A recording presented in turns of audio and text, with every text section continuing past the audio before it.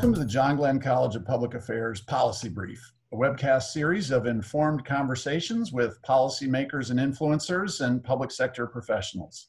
My name is Trevor Brown. I'm Dean of the John Glenn College of Public Affairs and happy to be your host today. I'm joined by Lieutenant Colonel Scott Smitson, the head of strategy for U.S. Southcom, or Southern Command, one of 11 unified combatant commands in the U.S. Department of Defense. Southcom is responsible for providing contingency planning, operations, and security cooperation for Central and South America, the Caribbean, and their territorial waters, and for the force protection of U.S. military resources at these locations. Thanks for joining today, Scott. How you doing? Hey, thank you, Trevor. I really appreciate the opportunity to support the conversation today, and hope everybody who's listening, that you and your families are in great health. Well, Scott, I know you're here at the grace of your time, but I want to give the audience an opportunity to hear that these are your views and not necessarily the views of U.S. Southcom and the U.S. military. Is that? No, that's correct. Thank you for that caveat. Good, great. So Scott, we're going to have a wide-ranging conversation about the state of national security and the impact of COVID. But just to get this started, you shared a great anecdote with me a little while ago about a group of Americans who were potentially going to be impacted by COVID, who were to some degree stranded abroad in Peru. Give us that anecdote. Who were they, and where were they, and how did we get them? Yeah, Trevor. Well, thank you again for the opportunity to speak, and for everybody who's listening in. Look forward to a great conversation today. The anecdote that I shared with Trevor a few weeks ago, I think, is illustrative of the second and third order impacts of COVID that we as a nation and as kind of in a government policy world really have to think about. As many of you will recall, as the cases of COVID were increasing, multiple countries, not just our own, suspended significant air travel in and out of their own sovereign territories. And what tended to happen was these closures of airports, the closing of borders, tended to outpace the ability for people who were abroad, to include tens of thousands of Americans, to get home and to get home quickly. And so one of the things that has been a major focus of the US government, principally the State Department, but with US military support, is repatriating Americans who basically have been stranded overseas.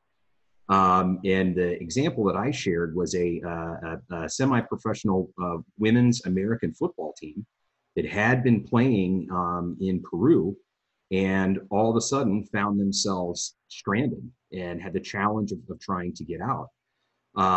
Working these type of things is a very, very intricately detailed process that involves not just the military, but our state departments, our diplomats globally, as well as the host nations of where Americans could be stuck, for lack of a better word. The challenge of itself was really compounded by the fact that when most Americans are overseas and they need help, they need to engage embassies. But if those embassies are either oversaturated with tasks or they're dealing with COVID mitigation, it lends itself to a particular challenge. Compounding that was the fact that when countries are allowing military or government entities from other countries in, they're as subject to the quarantine rules and regulations in those countries as they are when they come back to the United States, right? So much as we are taking mitigation measures within our own borders to flatten the curve and slow this disruption of COVID, other countries, even those countries that are completely our major allies and partners, are doing the same. So it makes things that we think to be routine that much more complex. And so it's just a great illustrative example of the things that COVID is asking us to do and think about, and forcing us to think about in a much more deliberate and a little bit longer time horizon manner. You're a strategist and a planner, and I want to get into in a minute how you think about the world. I think that'll be really elucidating for folks who think about planning for uncertainty. But before we do that, I want you to paint the sort of security environment for us here. You oversee the strategy planning for the Southern Command, but you're also thinking about the globe writ large.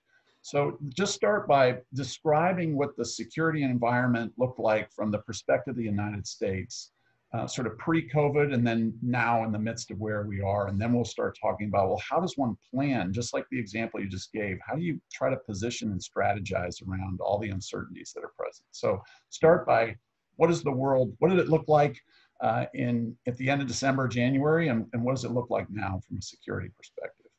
No, thank you. This is a good question, because I think fundamentally one of the challenges for geopolitical risk analysts, military officials, people in the public sector and in the private sector is this idea of trying to understand what is the nature of the environment and all its dimensions in a COVID new normal, or a future post-COVID environment. I think if I could put it in one sentence, I think COVID is stressing the international system while also amplifying geopolitical competition at the same time. So many of the different factors and trends of the things that we may have seen before this became a global pandemic is now just kind of on an accelerated trajectory. And I think if I could kind of unpack what I think that means at both the global, regional, and maybe national level on different time series, I think would be helpful. Let's do it. So start global.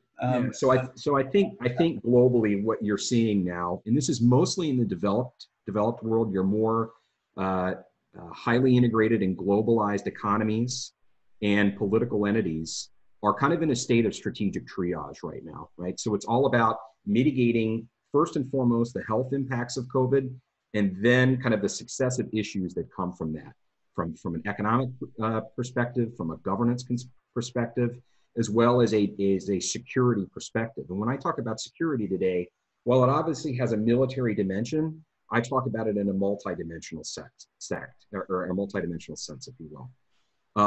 And so one of the things, so I think what you see in kind of this first, if we want to say the first kind of surge of COVID in the countries that are dealing with it, is obviously you have a decrease in economic productivity. Countries are tending to take more of a unilateral versus a multilateral approach in a coordinated sense of dealing with the pandemic. In some, you're seeing a little bit more, you're accelerating the sense of nationalism and populist politics globally, I would say. And even in some countries, a further concentration of authoritarianism, not necessarily in all democracies, but I see that as a trend. And then last but not least, kind of a revisitation of this question of the goodness of globalization and what does that mean? And so I think major countries in the developed kind of global north are dealing with this now, but this is just the beginning of a series of cascading crises that will ripple effect from the global north and the developed world into the developing world. Let's pause there for a minute. As you said, you want to unpack this, so I want to unpack it a little bit further. So you went through the various sort of dimensions on the global level, and you suggested that some of these forces were already in play. It's not as if the switch flipped and then all of a sudden we went from a multilateral world to now unilateral world. But talk a little bit more about where were we pre-COVID on some of those dimensions? So obviously economic productivity declines precipitously as a result of COVID. And that seems like the light switch example. That clearly, governments lock down, all of a sudden economic activity, if not ceases, it just becomes a lot more constrained. But what about multilateral versus unilateral? How much, and globalization more broadly, how much was that a trend pre-COVID? So it's interesting. I think COVID is much like we're looking back to the pandemic of 1918 to kind of divine trends of how the world changed and did not change because of the 1918 flu at the tail end of World War I. In some ways, the issues that we're seeing both pre-COVID and while we're in the COVID environment is what I would argue is a long-term unfraying of the international order that we've had in the last 75 years since the end of World War II. And so even going back a few years, there's been an increased questioning of things like liberal interventionism globally, emphases on kind of the perpetuation of democratization, um, a minimalizing in the role of government, and really an embrace of the private sector, an embrace of the market, if you will, to kind of deliver public goods. Okay, so how governments rely heavily on this idea of optimizing public service provision.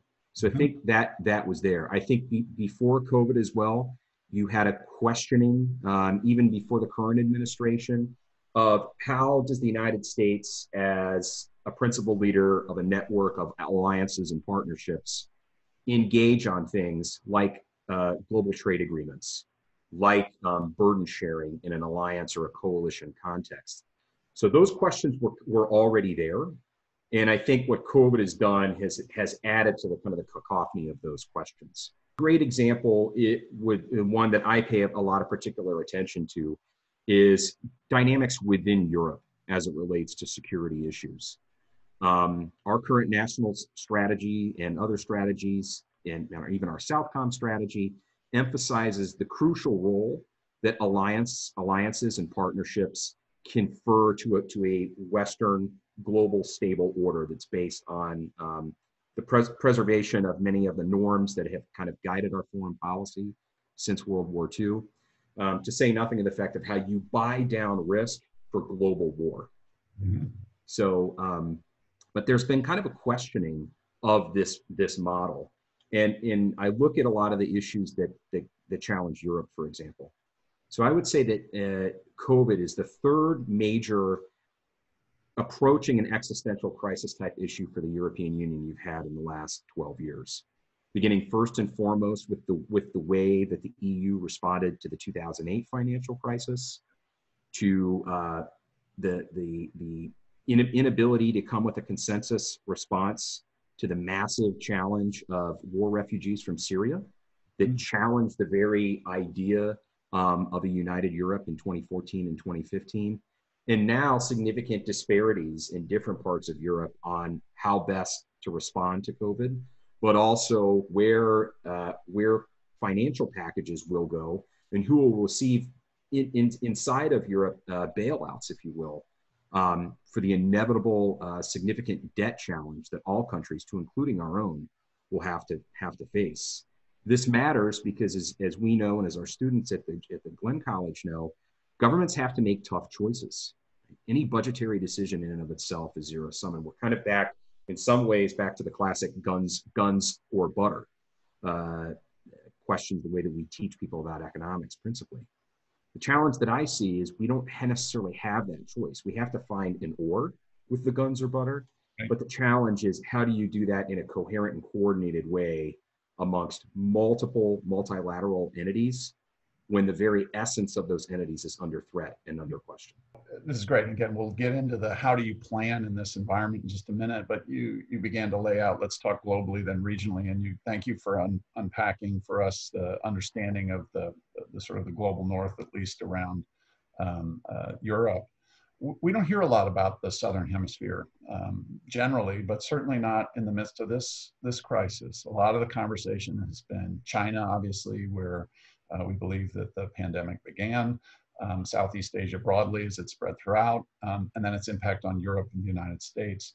But we haven't heard a lot about our southern neighbors, and you could talk just about the Southern Hemisphere, but I'd love for you to talk about SOCOM and the sort of the lens that you look at this. How do you see this playing out in, what's the situation right now in the Southern Hemisphere and in our backyard? And how is COVID impacting it? Yeah, no, this is a very good question. I think one of the challenges when we try to think about how COVID is going to impact countries of a different socioeconomic makeup than what we have is that one of the reasons why the United States, Europe, China really felt the impact of COVID so much and so widespread within their societies is because we're well plugged into the different mechanisms of globalization that allow somebody like you and I to buy a trip to China online for $800, go there and come back in a week, or a family in Europe to be able to travel to the United States, or even businesses, people in the private sector to kind of have that. Not everybody has that kind of access in the developing world. And so it's going to take a little bit more time before we see that exponential growth curve in areas to start to manifest. The challenge that you have, that I would argue in some of the developing world, and even some of the countries that are more robust partners in Latin America, like Colombia, like Brazil, is how resilient will they be in their ability to absorb the challenges and the aspects of things within COVID like we have. We've been somewhat, I would say, fortunate in the fact that, let's say, for a military dimension, we have a significant U.S. military. We have a National Guard that can operate globally, but tends to kind of be the U.S. military's main lever to support issues within our borders. Other militaries don't always have that luxury. And much as we've seen that there's been unavoidable attrition in our first responders, both in health policy and in military policy, think about the number of law enforcement officers from the NYPD who either died or have not been able to do their job because of illness.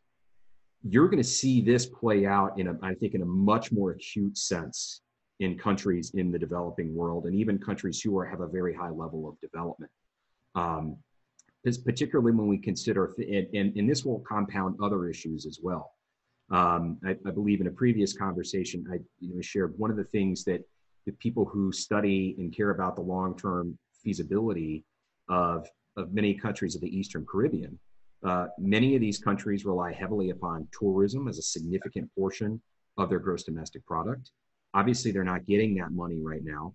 Additionally, many countries, the economic well-being of many countries in Latin America are a function of remittances that are sent from families that work in the United States and then send a portion of their earnings back.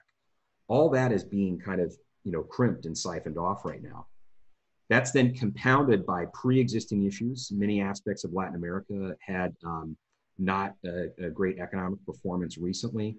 I know the IMF is forecasting a significant downturn up to maybe even 7 or 8% of GDP in this year alone. And while countries like the United States and North, we've always bounced back from recessions, even depressions, even epical events like World War I and World War II. Not all countries have the ability to do that neatly. And then I think that gets you to a particular challenge. So we can presume we'll see some of the same stresses and strains that we're experiencing here in the United States, but just as you said, amplified and augmented. Healthcare systems overrun, economies, social fabrics unraveled, all of that, and that causes concern from a humanitarian standpoint about our responsibility to provide assistance. But again, and I want to be conscious that I'm narrowing the frame here, knowing that the United States has multiple responsibilities and around the globe. But from a security standpoint, how are you beginning to think about the impacts of those kinds of stresses on the Southern Hemisphere here near the United States, and the potential implications for our security? How might we see that? Where would that become present? So I think there's a lot of different dimensions to this that we have to think about, both from kind of a negative externality impact as well as stresses on institutions. So for example, the crisis in Venezuela, I'll give you an illustrative example. By the middle of this year, even pre-COVID, most humanitarian aid and disaster response professionals were expecting to see that instability from Venezuela would be the largest driver of mass migration in Latin America, and bigger than even than the wars in the Middle East. This puts significant stresses not only on whatever aspect of the Venezuelan government would be willing to do anything for its citizens, but also on the countries who surround it, who up until now have done yeoman's work in absorbing these surges of refugees and trying to present, at least offer some levels of public service provision and health. That's going to be even more stressed in that context. And the other thing that we have to think about too is that the militaries with whom we support and do a tremendous amount of training on and helping them build their capacity to deal with security issues, they now have, on top of the normal things that they would have had to worry about, the threat from violent extremism, the protection against guerrilla movements, the challenges of counter narcotics, the increased role of countries like Russia and China in the Western Hemisphere. Adding on top of that, now those militaries are going to have additional responsibilities to support COVID response, but also to have some level of order and discipline to prevent the kind of societal breakdown that you're talking. So all that to say, the different resources that could be at play that may have been existed before COVID may not be there. A country may not be able to help the United States or help another country with something in the way that it could have before because it has other liabilities.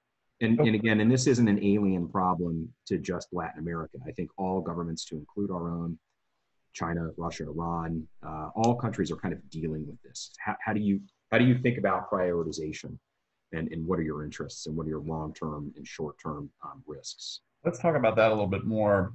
So you were describing moments ago how our militaries are in a multilateral world connected.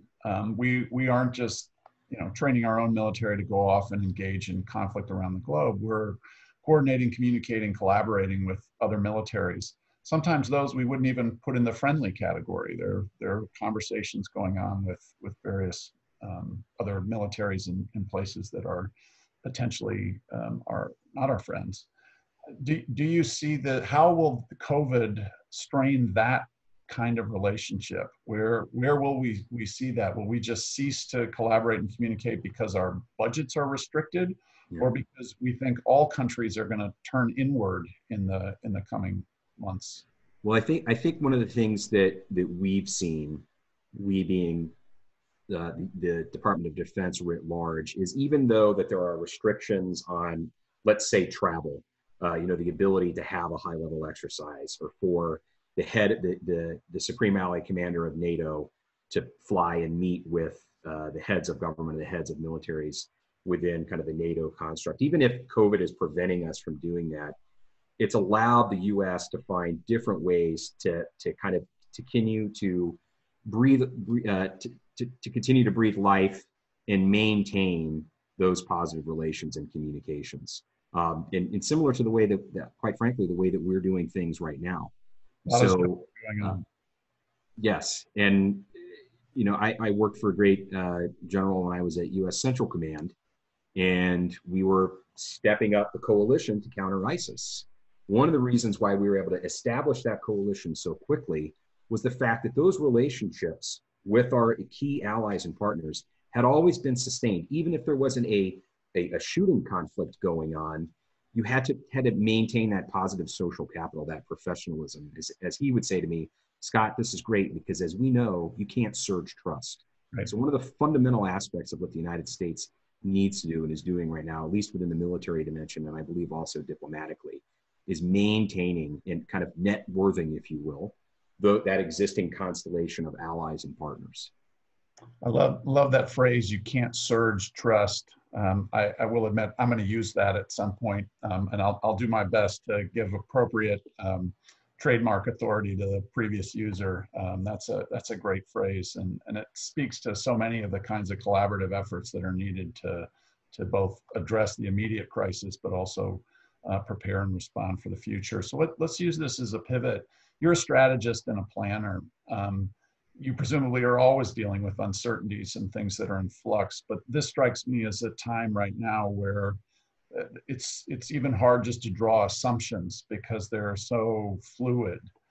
Talk a little bit about the process that you and your team and more broadly, the military go to try and plan for the future when there's so much uncertainty. Walk us through that process.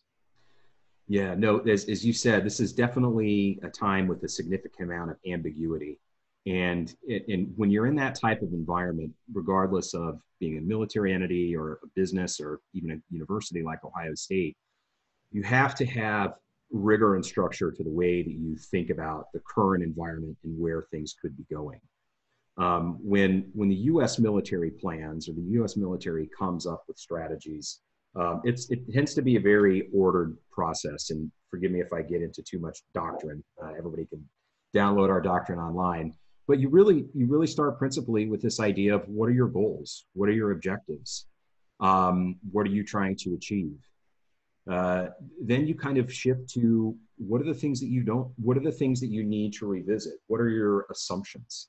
Mm-hmm. And as you've said, those assumptions are always ingrained in any organization's strategy. There are certain things that you have to hold constant to be able to pursue the different objectives that you have with the resources that you know you have.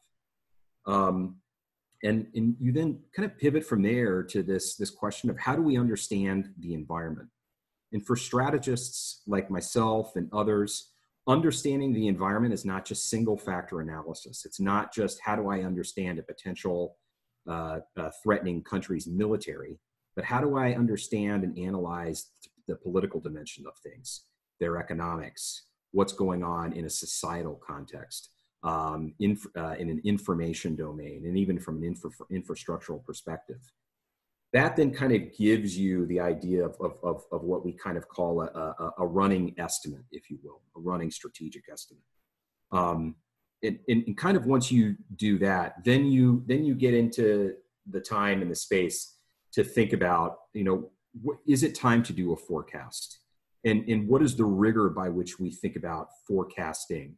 And in the literature on forecasting runs the span from obviously business forecasting to the type of forecasting that we're talking about today, to even things like sports. I know obviously this week we had the NFL draft, right? And what is that other than an assumption or a hypothesis on how a high potential future could hold? The thing that's valuable about if you do forecasting well, you're not trying to get into prediction. What you are instead trying to do is trying to model it, or not just model, but really identify what are a series of different events or different potential outcomes that you can then array kind of up by both probability and risk. Many who kind of do this work talk about trying to place what you do in a somewhat cone of uncertainty. And this kind of gets into the language where people talk about black swans. I heard just yesterday someone wrote that COVID is a gray rhino, right? So something that was known, but we didn't know we weren't proactive enough about. But I can pause there if you want me to get more into forecasting. Let's use the COVID example in the world you're living in, and we'll use this to transition into how you're thinking about the future. What are the key assumptions that you all have right now about the world as you think about how we plan for an uncertain future with COVID, having peak one, some projections for a second, third, multiple peaks, others projecting maybe goes to zero. What kinds of assumptions are you making in your unit? Well, I think it's important that both the assumptions that you visit and the type of time horizon that you look at, you build a little bit of humility into what you're considering, because there are things that we do know from a macro level, and even down to a smaller level. Obviously, I would say, and this is Scott Smitson, I don't think that the United States government in our broader strategic purpose, the objectives that we seek, so prosperity, the continued belief in the idea of democracy, an ordered international order that is underpinned by a series of international agreements in concert with other countries. I think many of that's there. I'm going to step out of the way just so we see the flag as you say these sort of consummate American goals. Absolutely. But also revisiting some of, for example, we're still trying to understand, I think, as the U.S. government, what are the long-term financial implications of COVID? I once heard someone say that budgets are the only true moral documents in a government. They don't lie. Okay? So they will show you what kind of the prioritization is. And so I think one of the assumptions that all governments are dealing with right now is thinking that budgets as they were pre-COVID will not probably be the same post-COVID. Yep. Okay. So I think that's another one. I think another significant assumption is the one that you brought up earlier, was the idea that that this first kind of wave of COVID is not the only wave that we may see. And even if it is the only wave, that doesn't preclude us from trying to be proactive in hedging in our thinking about, okay, what would be the implications of those second and third waves? To kind of tie this back into our opening comments, it's going to be an interesting interplay between when kind of the many of the countries of the West are kind of on the downslope of their first curve, other countries and those who are going to be less resilient will be approaching their first. And so what does that mean long term? But there's other factors that can go in to help you, even if you don't, if there are a lot of things that you have to assume. There are other different bedrock elements in forecasting that can be helpful. So let's get now into the forecasting the future. You suggested at the beginning that COVID may be sort of an accelerator of trends that are already in place, or it has some other impact. How are you seeing the sort of futures forecasting what the future may look like? Paint that picture for us. Yeah, so it's interesting to look at both existing scholarship and a lot of different writings on this, and you really have two major competing camps right now. You have the COVID as game changer, and you have the COVID as just accelerator. And both sides make some persuasive arguments. I think one of the things that's great about what we do in the strategic planning community, and also, and this has a direct tie into obviously the academic world, is the use of both history and theoretical concepts to kind of bound and influence the way that we think about these things going forward. So when I think about geopolitical game changing, I'm really focused a lot on this idea of, are we seeing a significant paradigm shift, a reordering of both economics, military, political power in ways that we didn't necessarily see before? A classic example of this would be, what did the world look like in 1945 versus the way it looked in 1939? How did the world look before the Berlin Wall went down? How did the world look after the Berlin Wall went down? And so these are just two examples, because bounded within there, you had an international system that was somewhat stable. It didn't mean that there wasn't war. It didn't mean that there weren't recessions. It didn't mean that there were flashpoints that threatened to undermine the entire stability. Right? We think about the Cuban Missile Crisis, the war in Vietnam, countless other examples. But at the end of the day, there was somewhat of a structure. I don't see that structure fundamentally changing right now. But I think what many people are starting to maybe argue is that a lot of these pre-existing drivers, so a questioning of the U.S. role and leadership of the international system, revanchist behavior of a China or a Russia, continued amplification of underlying currents of instability in parts of the Middle East and Latin America. COVID isn't really tamping those things down. Yeah. We may have to take a break internally within the United States on our economy and our schooling and our health policy, or in our approaches to health policy, to address this issue. But geopolitics has not gone on pause. And in many ways, it's actually accelerated. And so over time, I think you'll continue to see limit testing kind of on the margins or on the border of what can countries get away with, what can they not. And then once the countries like Russia, the United States, our NATO countries, Iran are kind of over the big first curve, what does that new normal look like? As you look towards the future, and you describe the sort of acceleration versus game changer sort of scenarios, and the story I'm hearing you say is that this is a shock to the system, but it hasn't fundamentally in your mind yet altered the trajectory of some things that were already in place, which leads me to believe that the viewpoint is that there's some inertia in that there's some forces that are at play right now that are going to be altered, but not fundamentally disrupted if we look back, with the benefit of history. But presumably there are steps that we will take as a nation in the next 6 months, year or 2 years, 5 years, that could alter the likelihood of whatever the future might look like.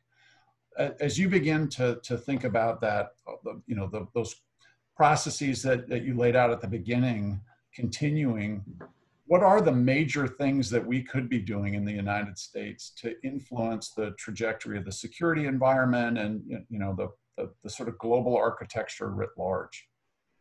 Yes, so I think there's a lot of different things that can be done, and I will start at kind of a global level and bring it even down to the individual, if I may. I think COVID has demonstrated that global pandemics are just have the potential of existential threat and the ability to challenge the viability of the nation state as major conventional conflict could. Yep. Right. So it's and again, some of these things were known by all countries, but it's one of those issues where the frequency by which we deal with these things may not always be there. So I think there's an opportunity globally to make that recognition. And I think human security as an element of security writ large in global health will be a significant issue again, or at least it should be. Many who study conflict and look at military history, for example, for the vast history of the United States, many of our losses during wars were due to disease, not necessarily enemy action. Yep. So there's an opportunity there. There's an opportunity, I would argue, too, for existing collective security mechanisms like a NATO, like our other alliance structures, to kind of repurpose and remission and vision what we do in exporting security and thinking about things in a multilateral sense for COVID. A great example for that could be in obviously within Europe, but also in other parts of the world where countries like the United States and our historical allies and partners who have the ability to project power and do things with partner nations can be proactive in doing that. Ebola in 2014 was a very good example. Obviously, the magnitude of the outbreak was not what we're seeing right now, but you saw a very, very orchestrated effort between the United States, the French, some of our other European allies and partners, but also regional entities like ECOWAS in West Africa to deal with these things in a tiered sense. I think the other aspect, when we kind of look at this as a nation, is how can we embrace the challenge of COVID as an opportunity for genuine reflection as to how we understand and what we want in our form of government, and also revisiting first principles of things. And to me, this can span everything to an embrace of the idea of civicness and civic duty.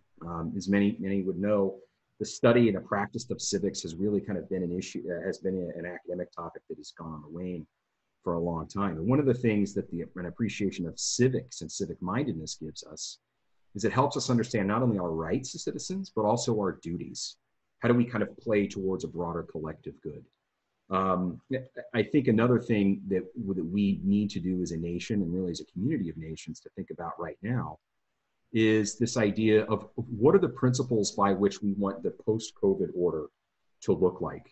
And forgive me for going back to World War II examples again, but even before America was heavily involved in World War II, Roosevelt and Churchill were meeting and trying to typecast out what does a post-World War order want to look like based on what principles. And that was codified in this idea of the Atlantic Charter. So thinking about this now, how do we add this to our discourse of what is our charter based on what principles going forward, both within the United States and also with the community of nations that we support. And again, I think this is also a great time to tie this also back into the practice of governance in politics, is a revisitation of our founding, the principles of who we are as a country. For many of those who may be listening with us who have a military background, we know that those in the military and others who support and serve for the government, you swear an oath to support and defend the Constitution.